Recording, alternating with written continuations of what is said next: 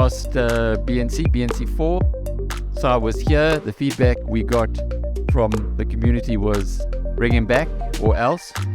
So he's back. And congratulations as well on being the finalist in the Morningstar, you, Pitt, and Fairtree. So you, Pitt, and Fairtree. Yeah. As Pitt says, it doesn't alleviate from the job at hand every single day. It's looking backwards, and we're more focused on looking forwards. But it's still, there used to be an ad that I was pointed to by a guy once for Opel. Okay, so they're not a very good car, but the ad was, if you know better, then you buy an Opel. I don't think it was a very, very honest ad. But if the public of South Africa knew better, then surely they wouldn't be channeling all their money into those big brand names. This kind of a competition or award, as you say, it doesn't mean a heck of a lot, but it isn't really reflected in the overall asset flows. I actually think it started. So Magnus made a comment about that as well.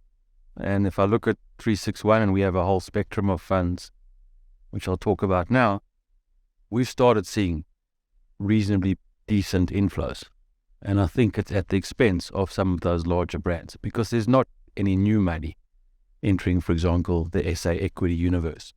So there is a lot of switching. There has been underperformance by a number of bigger companies. And we're starting to see people stand up and realize that after a number of years of consistent outperformance, you maybe have to relook at your manager. So there is, it takes time. It's that patience attitude from your perspective. Just keep at it, keep producing the goods, and the results will follow. Absolutely. Si, over to you. Thank you. Okay, good afternoon, everybody. So I've just got a few slides, again, more than 5. Just a quick background to 361 for those of you who weren't here some 6 months ago. Myself and the team, or the core of the team, managing money for some 25 years. We believe we've got a pretty good track record. We have a diverse product offering. We probably are the largest hedge fund manager in the country, but we also manage SA equity, general equity, balanced funds. You probably don't even know we manage the PPS balanced fund. We have a flexible fund, long-only global fund, etc. So we're really across the whole spectrum of mandates. And as Magnus said today, I'm not here to sell you anything. It's really your choice as investors if you'd like to invest with us and which fund you prefer. And obviously, different funds perform differently at different stages. What I do believe is our team is exceptional. We've built it over 18 years, and it's never been stronger, and we've never done better relative to our competition out there. Let's see if I can get this right here. So what I thought I'd focus on a little bit again is what I call it our specialty, or the difference that we have that many other asset managers don't have, which is our hedge fund. And you can see here, if you put R1 million in our hedge fund in April 2006 when we launched it, you'd have some 12 million rand 16, 17 years later. I then also listened to Magnus because I thought, well, he gave the synopsis of up to 2008 and really how South Africa's disappointed post-2008. So I quickly WhatsApped someone in our back office to say, well, since 2008, how's the hedge fund done in rands compared to the S&P, fully invested back into rands? So it's been a 15-year period. And he's right, the S&P has beaten even our hedge fund, but not by much. We've made 7.5 times capital, and the S&P's done about 9.5 times. So we are dragging slightly behind, but at a time, which Pitt also mentioned, where the US market has been exceptionally strong. And I'll show you some graphs just now. And we are, in my agreement with Pitt, at a very interesting turning point, I think. Definitely a bit slow, this. So where we are different, maybe a little bit in our style and how we've managed to give pretty consistent performance, is because we're small, we're flexible, and we're nimble. So, for example, if you look back in 2020, 2021, just in our SA equity index, this is not the hedge fund, this is SA equity, we were 10% overweight commodities. But you look back now in 2023, or forward into 2023, we're now 8%, and in fact, I think we're close to 12% underweight, while commodities are actually having the pretty worst short-term performance they've had in years. And I think against another manager, that would be very different. Also, our strong stock-picking ideas, and particularly the forensic research we do into businesses that we believe are unsustainable. I don't have to mention resilient. Magnus also mentioned property companies at the end of 2017. That actually was the biggest group listed in the market, and today obviously has lost some 50 or 60% of its value due to various things. We were right on the button there and made quite a bit of money out of shorting that. Nampak, we all know who headed up Nampak. We won't mention him.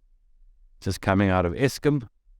We weren't very bullish about his potential at Eskom, although I think anybody would have had a tough time. And some of the other names you can see there, EOH, Steinhoff, African Bank, Massmart, etc., all being big benefits to 361. Another thing Pitt's been speaking about, value versus growth, and maybe the market has shifted now into value. Well, at 361, we don't want to be boxed into value or growth or quality. We want to assess the current environment and see what's better. And obviously with rates in the US sparking and actually terminal rates now looking at probably 5.5% in the US, the cycle has switched to value.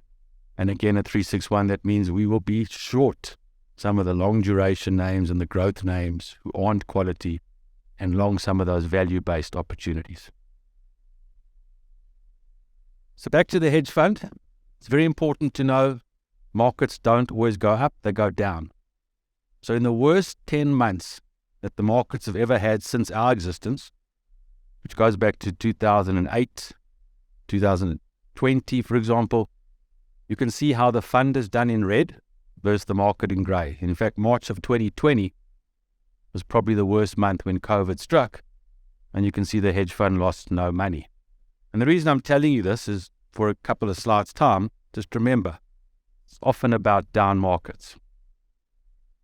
Looking at the hedge fund, in fact, over the life of the hedge fund, you can see it's very conservative in up months, 123 up months, which is more than 10 years of positive returns in the market. But what's very important, there's also been almost 80 down months, so 7 years of negative markets where the market's lost 3% and our hedge fund has actually lost nothing. If you put the two together, obviously, it's a lot better than the market, and with a fraction of the risk. This, I think, is very interesting, and we actually did this the other day. All commentators say, can't time the markets. Therefore, if you missed the best days ever, the best 10 days ever in the markets, your returns would look substantially different. But interestingly enough, if you missed the 10 worst days and you were able to protect the capital in the 10 worst days, you would actually do phenomenally better than having missed the 10 best days. So this is just a graph showing you that. The S&P 1 landing up to 4. If you missed, you're worth 1.9, obviously, so obviously worse, but look what happened if you would have missed the worst 10 days. And I think nobody ever takes it from that perspective, because everybody's in the long-only markets and everyone's only looking at owning assets, never shorting assets.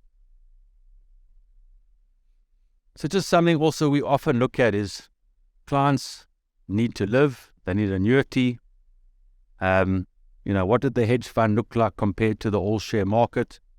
If, for example, you had to draw out an annuity every month, that annuity had to grow every year. Well, in the extreme right-hand side, had you invested rather in our hedge fund over and above the market, you can see how a hedge fund exacerbates your outperformance over time, particularly in an annuity-based product, because you're not drawing income from when markets have tilted and you're taking a larger portion of capital. You're drawing income out of a much steadier line, and the result is, as you can see, a massively different in portfolio, the one on the right with an income stream, the one on the left just being straight capital. So kind of that's enough on that. I think the next important part is what we have to deal with. And I think this we'll discuss more when I sit down and potentially maybe with the three of us just now. But there's an ever-changing risk and opportunity set in the market. We have to deal with all these factors that are in front of you, whether it's the conflict between China and the US, Ukrainian war, we had COVID, we still have COVID, with the personalities that beset us, zero carbon emissions, political issues, Eskom, immigration, PRASA, inflation, changing rates. It's not the easiest environment in the world.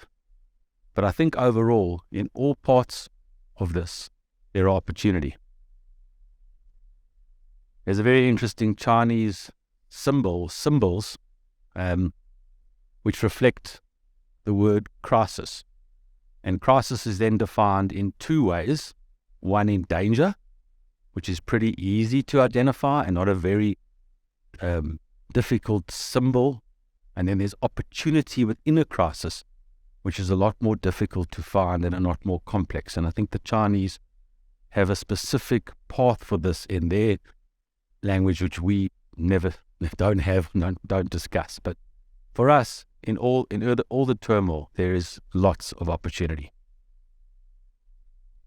One of those opportunities is very much being spoken about here a lot, and that is the capex that's going into renewable energy worldwide, and obviously in South Africa as well, and maybe even at a faster pace given the failure of government to provide us with sustainable energy. But if you look at the numbers, this is just the revision over the 2022 versus 2021 year, and in percentages, the world is going to go crazy in capex. Banks are going to have to fund a lot of this. Pitt's mentioned the opportunity for the banks. It's a global opportunity. And I think this is one which will be, as Pitt mentioned, fast-forwarded in South Africa due to our crisis. And because of current legislation, will hopefully end probably a lot sooner than many of our counterparts or developed markets all around the world. Interestingly enough, we've also been analyzing all the various capex expenditure that's coming from our current mining companies and all the extra power that they're actually going to put on the grid. We've got a graph here up till end of 2025, which is only an extra 1,300 megawatts, but we believe it will actually be about 3,000 by 2025. And Anglos themselves saying that their target closer to 5,000, which is basically 5 levels of load shedding by 2030. That's one global company that's potentially going to resolve a lot of the Eskom crisis. So it's just a matter of time for us. We are all feeling very negative at the moment, but time will sort this out. The private sector in South Africa, mining sector, which is globally powerful, have massive market caps, are able to sort this out and are going to spend and are spending on fixing the problem. There's been a lot of talk here while we've been here about how South Africa has underperformed, America's done phenomenally, we should have taken all our money out of here. Agreed, like in hindsight, versus a tracker in South Africa, Satrix, for example, which both myself and Pitt aren't. Yes, it does look fantastically good to have been in America and in US dollars. Bearing in mind you could have been in the UK market or European markets, which have done very poorly, very similarly to South Africa, even in constant currency. But this is what's really happened in America. We've got unrealistic, unsustainable, huge amount of valuation surpluses because of ridiculous amounts of stimulation that have happened by the Fed. And for those of you who follow stats, America versus the rest of the world is trading almost at 3 standard deviations from the past. So for us, that's an opportunity. Yes, we might have lagged over the last 15 years, luckily by not much, which is I think, a good job. But I would hazard a guess that in the next few years, things are going to be quite different. I think Pitt mentioned as well in his various graphs, values on your side here in South Africa, and very much how are we playing to this. So for us, You look in our hedge funds on the far left, we're not long, we're actually short. So we've got 7 plus 9, we've got 16% net short positions just in the US, and I think that's growing. Valuations have been gamed. Counting has been ignored. Everyone's following this normalized earnings versus GAAP, which is real. And we think that 3 standard deviations is going to unwind. We've got higher interest rates at a rate we haven't seen for years, ever seen, in fact. The delta of those interest rate hikes is so big that it's only a matter of time before the US rolls over. So what do we do in the hedge fund? We limit our net exposure. We've got bonds, offshore bonds. In fact, those local bonds are actually local bank bonds, but in foreign currency. We have ABSA bonds we bought in the crisis yielding over 10% and holding defensive things like PIT does, British American Tobacco, and then finding those around the world that are more defensive. Oil company in Canada, Suncor, cheaper than Sasol, better management, better leverage, lower leverage, doing buybacks, cheaper. We've had that for a couple of years, and I think in last year it outperformed Sasol by some 70% in rands. And then interesting other companies, Heineken, Visa, etc. Just the last slide. I think I skipped one there. Last slide is just on our other funds, which aren't our hedge funds. Again, things have not been that terrible in South Africa. You look at the 3-year number, for example. In SA equity, we've delivered 19.5% per annum for 3 years. So even in dollars, that looks great. That's a double-digit dollar performance. So I hear you, and Magnus is one to often say the SA market versus the offshore market, but there are SA managers who are doing phenomenally better than the SA market. And just our balance funds there at the bottom. So I'll leave you with the disclaimers because we're not meant to give advice. So please don't take any of this as advice. And not coming.